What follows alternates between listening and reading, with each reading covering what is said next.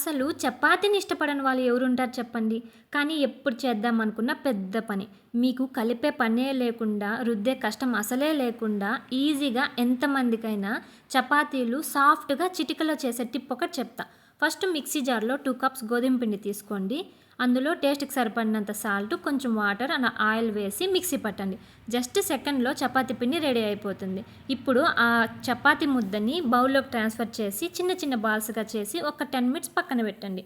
మన ఇంట్లో oil covers కానీ, ఆ చపాతీ ప్యాకెట్ కవర్స్ ఉంటాయిగా, అవి లేకపోయినా ఏ కవర్స్ అయినా యూజ్ చేయొచ్చు. అవి కట్ చేసి దానిపైన చపాతీ పిండిని చల్లి, పిండి ముద్దని పొడి పిండిలో ఉంచి కవర్ మీద పెట్టండి. అలా ఎన్ని కావాలో అలా సెట్ చేసుకొని దానిపైన ఒక కవర్ పెట్టి ప్లేట్ కానీ ఏదైనా రౌండ్‌గా ఉండేది పెట్టి గట్టిగా బలంగా ప్రెస్ చేయండి. అంతే, చపాతీ రుద్దే పనే లేకుండా రెడీ అయిపోతాయి. అది మంచి రౌండ్ షేప్‌లో ఇలా ఎన్ని కావాలో ఎంతమందికైనా చిటికెలో చేసేయొచ్చు.